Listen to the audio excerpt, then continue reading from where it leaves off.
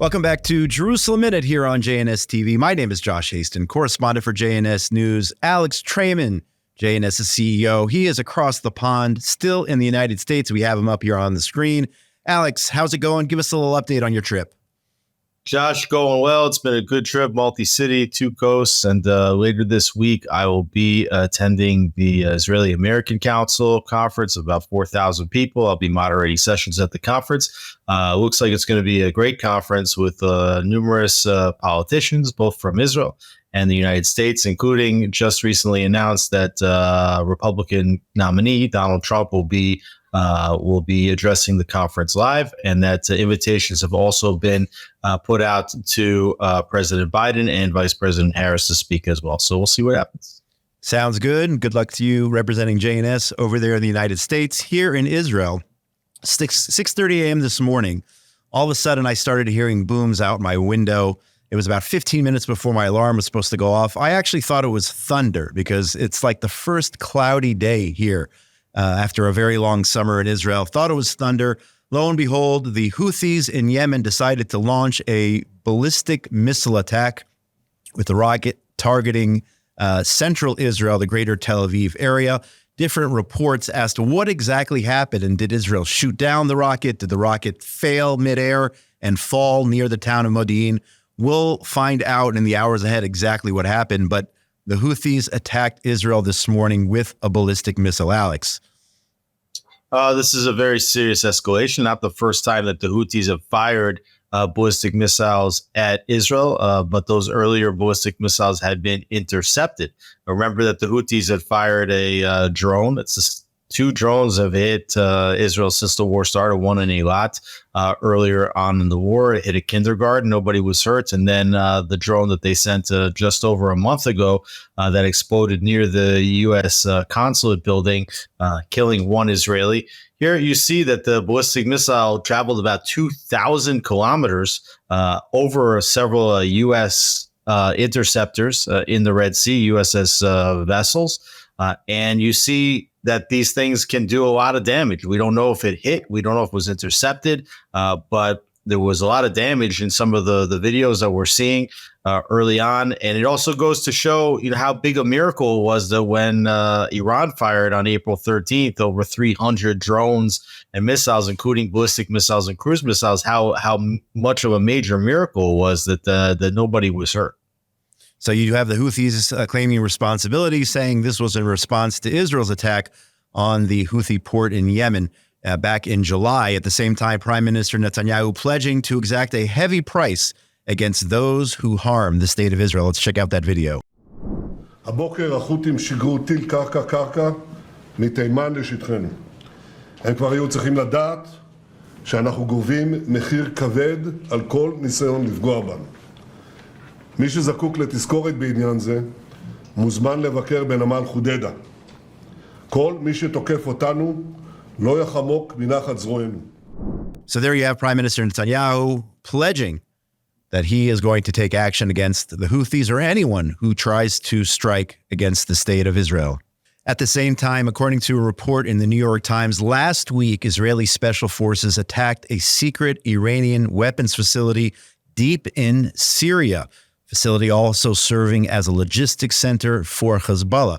You're talking about an airstrike plus the dropping of Israeli commandos in order to penetrate the facility's reinforced inner rooms buried deep in a mountain. Israel, I have not seen confirm this report, Alex, but this is some major news here. 18 people apparently killed in a major strike on a Hezbollah/Iranian weapons facility there deep in Syria.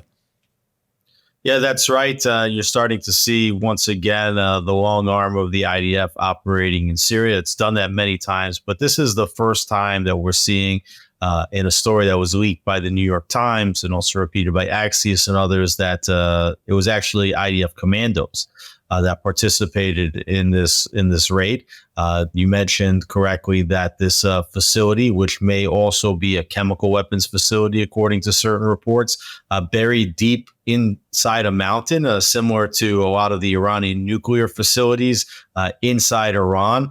This Syrian facility buried in a mountain because Hezbollah thought that by having this facility in Syria, that it would be less likely to be targeted by the IDF. The fact that it was buried deep under the mountain is done so that it will be difficult for the Israeli Air Force to take it out. So Israel understood that the only way to take out this facility is to actually drop commandos. We have here in one of the elite units in Israel is the Tzanchanim, the parachuters, and parachuters aren't really dropped so often anymore in combat. But here we see, in fact, that the parachuters were dropped in and they operated deftly and took out this facility, which is a deep under mountain facility. And that's also another indication, just like we said before, to Iran, that the IDF can, in fact, take out these facilities, that it has the ability to do that. So I think a very strong message sent here to Iran, sent to Hezbollah. And according to certain reports, the IDF had been monitoring this facility for up to 5 years.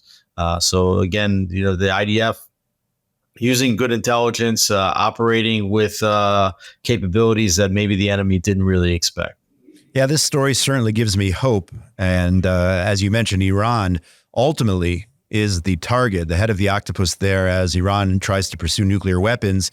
If it comes down to it and Israel has to carry out some sort of mission, and we can't strike just by dropping a bomb over there in Iran, or numerous bombs and hitting their nuclear facilities, perhaps a similar operation can be taken on in order to try to prevent Iran from going nuclear.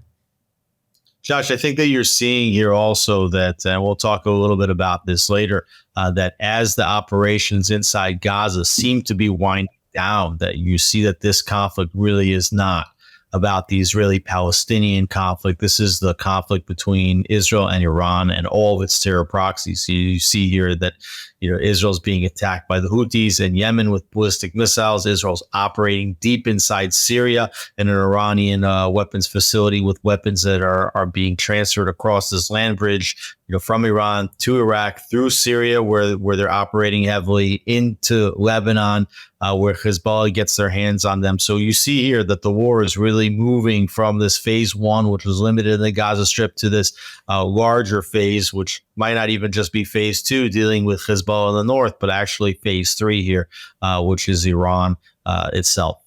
So turning back, though, to phase one in Gaza, as the war still continues, for now, the military, the IDF declared on Thursday, after 4 months of targeted raids in the southernmost city of Rafah, along the Egyptian border, Israel has defeated the Hamas Rafah Brigade. You're talking about 2,000 Hamas and PIJ, Palestinian Islamic Jihad terrorists, were killed.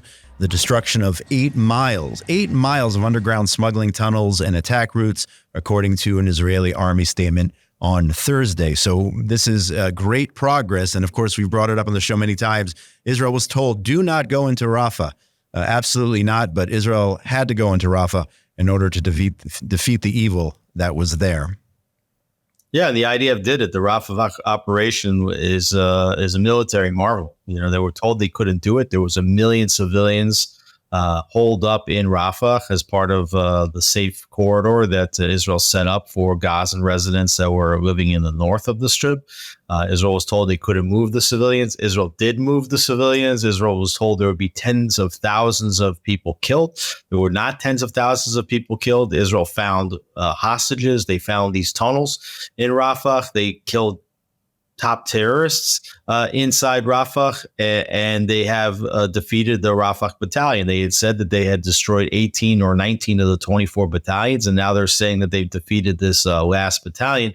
Now, what does it mean, destroying a battalion? We've talked about it on the show before. It means 50% of the battalion either killed or neutralized, meaning that they're alive, but they're injured and they can no longer fight.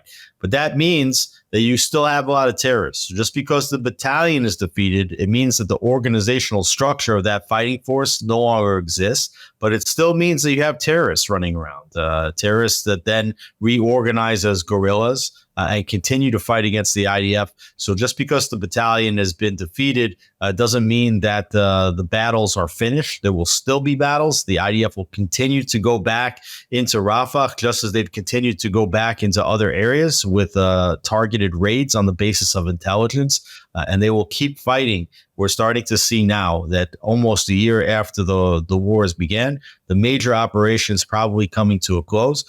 Probably transferring now into what you'd call a phase 3 of the Gaza operation itself. But the IDF is going to continue to be very, very active in Gaza, getting all these remaining guerrillas, continuing to identify and destroy tunnel infrastructure, many of those tunnels which we saw from Rafah going right into Egypt, and also continuing the search and rescue operations for Israeli hostages. And as all this is going on, Hamas continues to get rich. Down there in Gaza. According to a report released the other day, Hamas has profited by at least $500 million. And where are they getting this money? From the humanitarian aid entering Gaza, which is being provided by Israel. Approximately 200 aid trucks enter the enclave daily.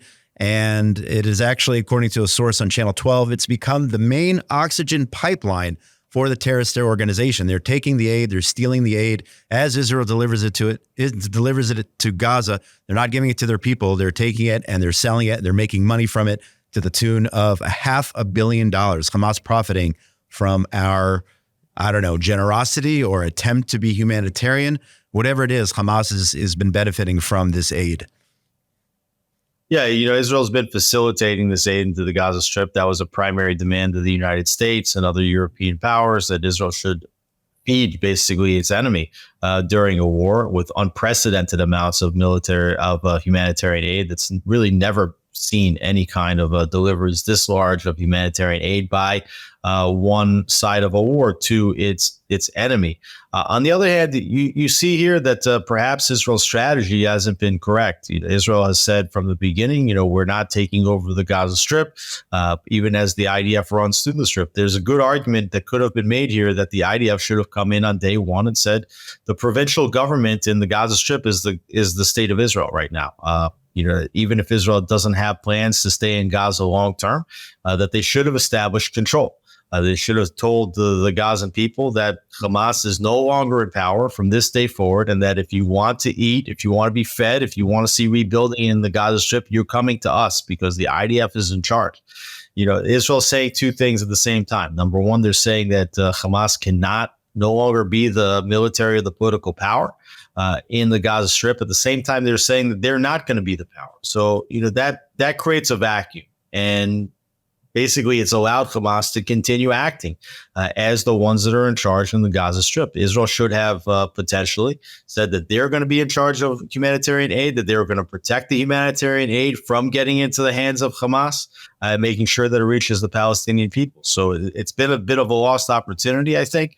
And we'll have to see if Israel shifts its tactics now as it moves into phase 3, if it decides that it can take a more active role in making certain that the humanitarian aid reaches the Palestinian people in Gaza and bypasses Hamas, such that Hamas no longer has that lifeline, that oxygen feed, and that the Gazans understand that Hamas is no longer the political force there. At the same time, we still have rallies here in Israel, Alex, on a weekly, if not daily basis here. Those who are calling for Israel to negotiate a ceasefire and the release of the hostages. And here you had Gal Hirsch this week, who's one of the negotiators on behalf of Israel, talking about an offer presented potentially to Hamas, and that is Israel proposing to allow Hamas leader Yahya Sinwar a safe passage out of Gaza in exchange for the group freeing the remaining hostages it is holding and giving up control of the Strip. I mean, how realistic do you think that is at this point? I mean, Hamas has rejected each and every offer. Do you think that Sinwar would take a deal in order to save his own life? But that being said, give back all the hostages and at the same time relinquish control. You mentioned Israel perhaps should have done that day one, but do you think at this point they would relinquish control of Gaza in exchange for Sinwar's life? Well, I think you're talking about safe passage for Sinwar and members of his family, or any other terrorists that Sinwar decided should get safe passage out in exchange for the hostages. And I believe that this has been a strategy that Netanyahu has had all along. I've heard Minister of Strategic Affairs Ron Dermer, he told me this a couple months back in a 2-hour interview I did with him in the defense ministry, that Israel would be willing to allow safe passage to Sinwar and others in exchange for the hostages, that they see this as being potentially part of an end of war or end of conflict deal that actually stops the major hostilities, gets the hostages back. And I think that it is realistic. And it will be realistic if and when Sinwar feels like the IDF is really on his tail. Like once they've identified exactly where he is, and that it's imminent that he's going to fall, I think it's very likely that he would take such a deal. And there's a clue. There's a strong clue that we received a few months back when Israel targeted Ismail Haniyeh inside Tehran. Haniyeh was living in Qatar. He was the political bureau chief, the Politburo chief of Hamas. When he was assassinated, it wasn't Khalid Mashal, also living in Qatar, who was assigned in his place. Rather, it was Yahya Sinwar, who was assigned to be the new Politburo chief of Hamas. And I believe that move specifically, though it wasn't really reported at that time, was specifically to facilitate this, where Sinwar himself approved basically him taking over Haniyeh's position. Why? Because Haniyeh's position was in Qatar, outside of the Gaza Strip. So he already set up himself with the position to leave the Gaza Strip in the right time when he feels like there's no more that he can do in Gaza, when he feels like the time is right to negotiate a hostage release and a potential ceasefire, that he will have safe passage. He will likely go to Qatar, where he will then take over for Ismail Haniyeh as the Politburo chief. So you have Hamas attacking Israel from Gaza. You have Hezbollah attacking from the north. You have the Houthis launching ballistic missiles at Israel. Yet the world community is focused on throwing Israel under the bus. The Palestinian Authority pushing for sweeping measures this week against the Jewish state, including calls for an international arms embargo, sanctions, and a pullout or an attempt to force Israel to pull out of Judea and Samaria. So it's going to be a busy day at the United Nations this week. No, not calling for the return of the hostages, not talking about the October 7th massacre, rather trying to put pressure on Israel and accuse Israel of all these different things and calling for sanctions against the one and only Jewish state. That's what the reality is right now, Alex. Well, that's been the Hamas strategy all along. They understand the terror organization can't defeat the most battle-ready and technologically superior army in the region, which is the IDF. Their methodology for defeating Israel is a slow war, one in which Israel continues to be delegitimized, demonized, one in which the UN and all of its agencies, including the International Court of Justice, which is trying Israel for the crime of genocide, the International Criminal Court, which is potentially going to arrest or issue arrest warrants for Netanyahu and other Israeli leaders, and the UN Security Council will take measures against the state of Israel. We're starting to see that some of these measures would be used for then individual countries to enforce sanctions on the state of Israel, to enforce arms embargoes on the state of Israel.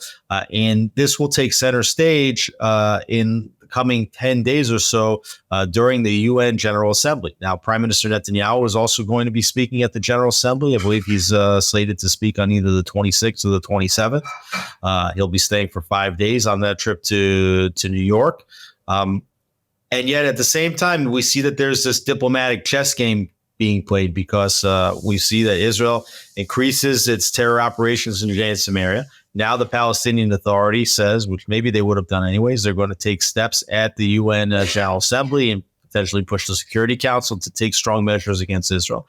And then on the other side, you have Israel threatening measures against the Palestinian Authority should any of these measures be passed in the United Nations. And these could be the defunding of the Palestinian Authority, the refusing to transfer monthly stipends over to the Palestinian Authority, other steps that can really hurt the Palestinian Authority standing. And quite frankly, I do think that it's probably time for Israel to do that, regardless of whether or not the Palestinian Authority passes any of these measures. The Palestinian Authority has proven itself to be completely and totally corrupt kleptocracy that's harming the interests of the Palestinian people. It is not protecting the security of Israelis.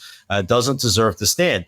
And if the international community is going to want to demand that the Palestinian Authority take over Gaza, after the war with Hamas, Israel should take steps now to defang and defund the Palestinian Authority, to weaken it so that they're not a viable option to take over in Gaza after this war.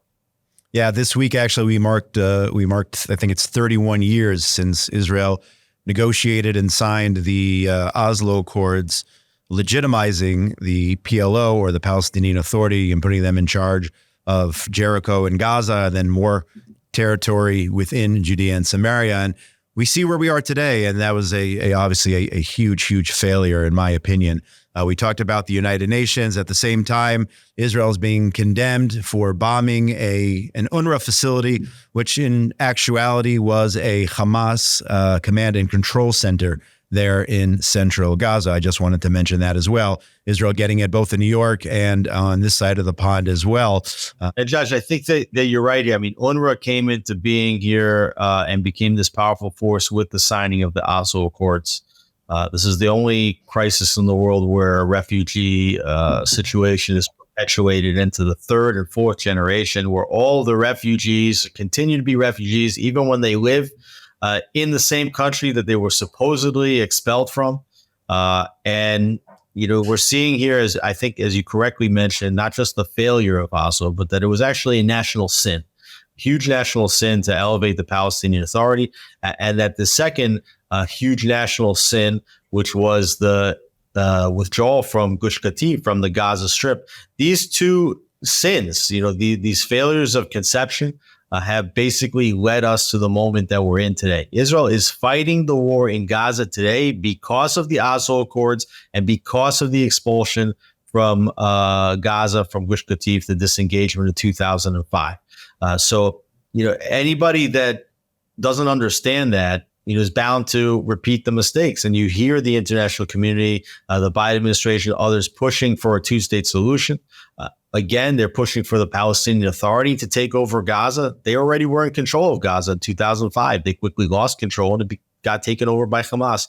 So you have to understand what is the root causes of this conflict. It's not some kind of 100-year conflict. It was mistakes that were made, huge mistakes, to put the Palestinian Authority in charge, to allow Hamas to become in charge. When you bring terrorists in to rule a people, what you're going to get is a terror enclave. So the IDF is proving that it's the only capable entity that can provide security, not just to Israelis, but also to Palestinians. And so I think it's very important that Israeli society at least come to terms with these mistakes and lay them on the table and make sure and commit never to making those mistakes again. Yeah, and if anyone out there is not convinced of just what a terrible mistake it was, of course, in addition to the October 7th massacre, but just what's going on here on a daily basis, 60 rockets on Saturday launched by Hezbollah in the north. And at the same time, you had the town of Ashkelon struck from the south, from Gaza. The terrorists somehow down there still have the capability of launching rockets down in the south. The IDF calling on parts of the community there to leave the town of Beit Lahia, that's in northern Gaza there, after rockets were fired from that area. So we're seeing the results of the sin, as you called it, of 2005 each and every day as we go forward. Gosh, there was about 60 rockets fired hitting Tzfat, Safed. Okay. And it's very important to note that that this city is not one of the cities that was evacuated. Right, you got 80,000 residents evacuated in a radius, distance of about 5 kilometers from the Lebanese border. Early on in the war, Hezbollah was firing anti-tank guided missiles and short-range Qassam or Katyusha rockets that were hitting into these evacuated areas. Now, they've caused immense structural damage in those areas. The only reason why you're not hearing more people dead in those areas is because they were evacuated. Meanwhile, Israel's got no chance on the horizon of bringing these residents back to their home. And at the same time, Hezbollah has stepped up the distance of their attacks. They're firing further into Israel, into a city. Tzfat is not some village. It's a big city in Israel. And it's being pummeled right now. And Hezbollah has been firing into other cities as well. And they're slowly taking away Israeli sovereignty in the north because they're creating a situation where it is not safe for Israelis to live in those cities. And we see that Israel's kind of been preferring to try to file down Hezbollah's capabilities while at the same time not pushing Hezbollah into a position of launching the major strikes that everybody in Israel is afraid of, where the entirety of their 150 to 200,000 rockets and missiles, many of them long range, many of them precision guided, many of them that can house very significant payloads, would be fired all over Israel. But at the same time, you do see Hezbollah stepping up their attacks.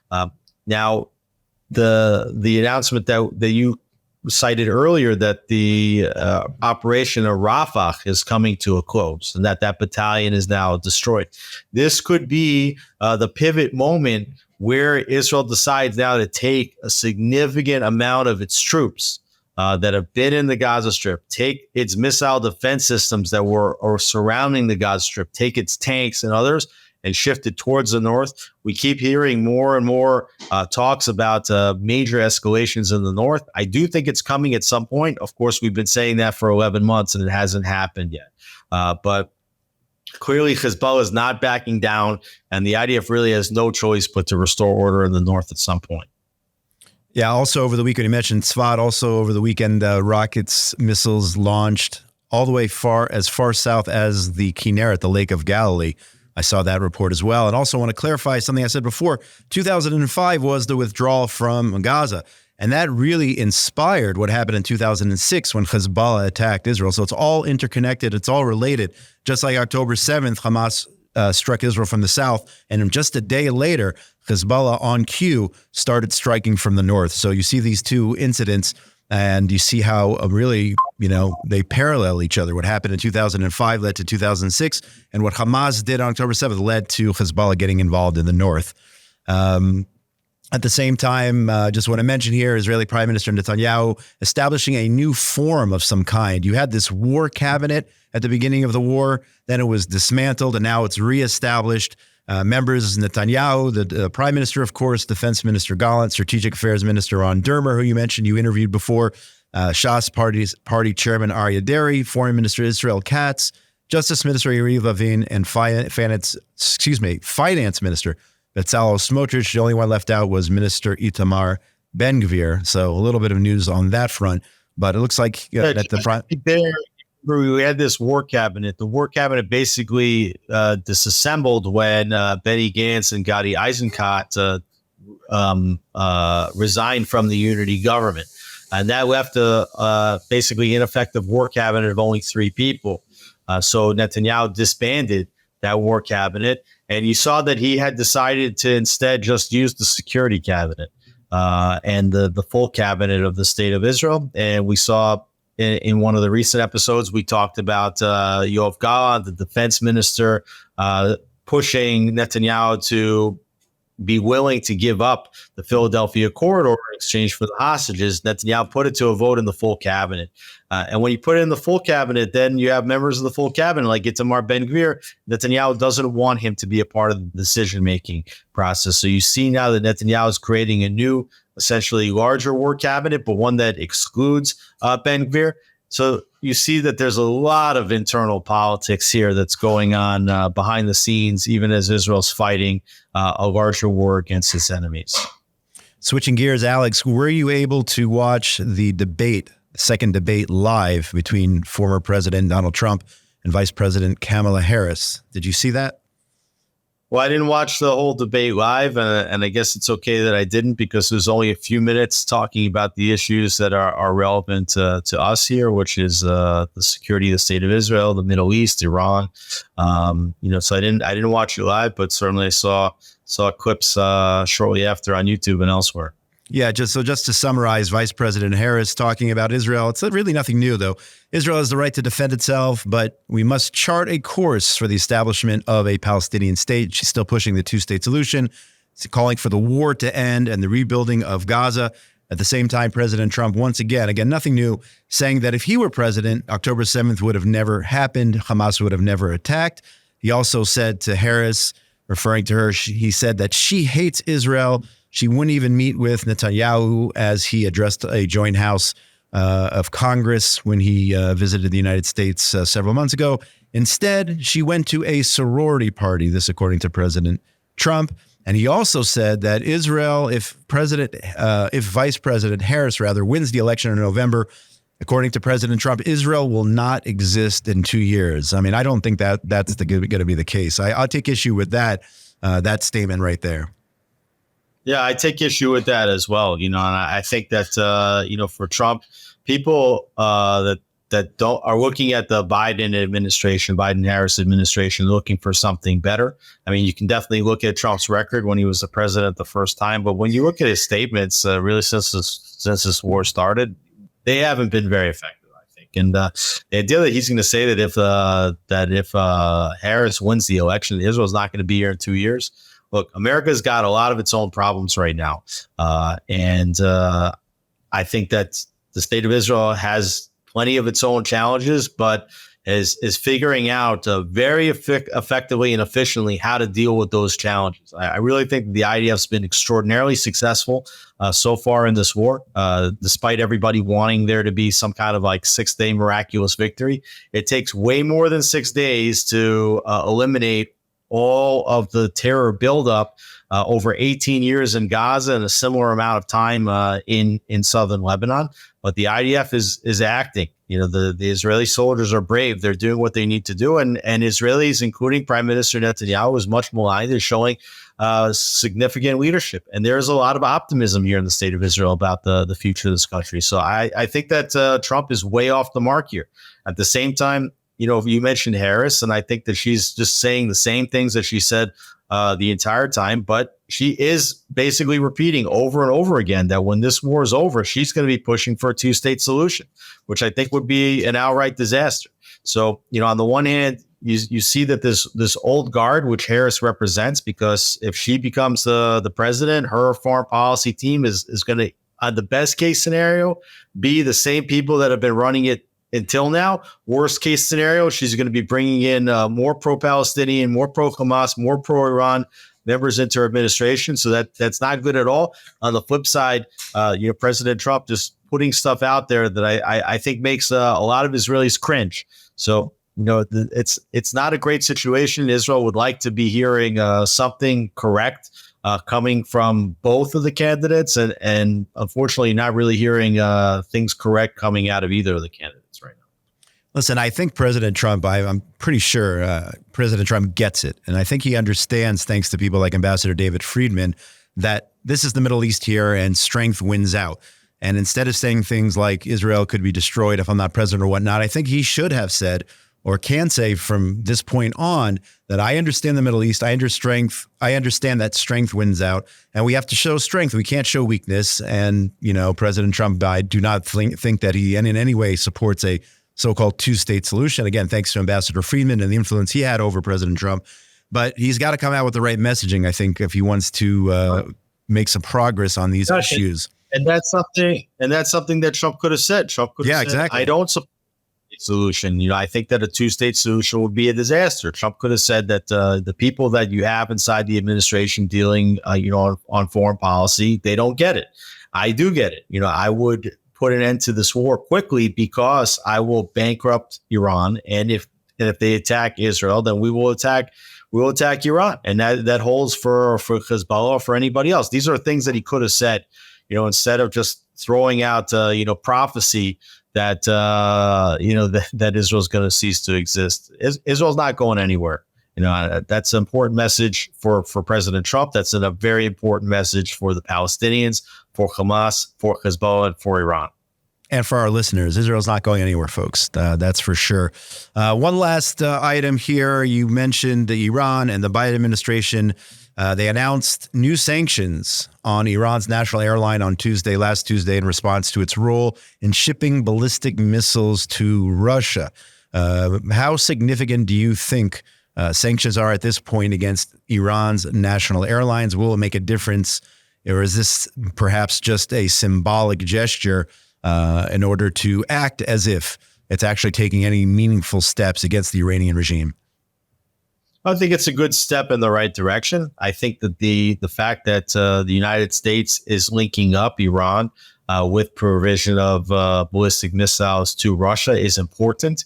You see that the United States has taken a very anti-Russian stance over the last 2 years since the war started, and the linkage of Iran to these two conflicts. I think that is important. It's not enough, but as we see with sanctions regimes, sometimes they begin small and they start to snowball and they get bigger. So if you want to see major sanctions placed against Iran, this is definitely one step in the right direction. And at the same time, we talked about Trump making a prophecy and what could happen. I don't want to predict, but I definitely think that it is a possibility that that Iran will be struck by the United States at some point, whether Trump is the president or whether Harris is the president. Iran's malign influence, not only in the Middle East, destabilizing the Middle East, and we were talking about it, just think about what we're talking about on this show, in Syria, in Lebanon, in Yemen, in Gaza, and now also participating by arming Russia in its war against Ukraine with ballistic missiles, which are very, very serious. I think it all speaks to the only logical conclusion here that if you want to restore peace in the world, Iran is not a player, is not a participant in that peaceful world. Like the Islamic Republic, the regime in Iran, they've got to get taken out. If they can get taken out through economic measures and then supporting the revolutionaries inside Iran to replace their own regime, great. If that can happen quick, that's the scenario with the least amount of bloodshed. But if that can't work, a strong military option, has to be on the table. No doubt about it. Iran is the head of the octopus, and they must go as they strive to obtain nuclear weapons. Alex, we are out of time for today. Will we see you back in studio, or we're going to be remote one more time next week before you come back home? I think there's a good chance. So we're going to do one more from the road, and I'll be back probably shortly after. All right. So safe travels over there. Good luck at the conference coming up this week. Big shout out to Ryan Lifshitz and everyone else here behind the scenes at JNS Television. Make sure you check out all the wonderful content on JNS TV and all of the latest breaking news, which you're not going to get anywhere else. So go to jns.org and check it all out. My name is Josh Hasten here from Jerusalem. Alex Traiman is on the other side of the ocean there in the United States. Have a great week, everybody. Be safe. Continue to pray for the well-being of the brave men and women of the IDF who are protecting us on many fronts here in the state of Israel. Have a great week, everybody.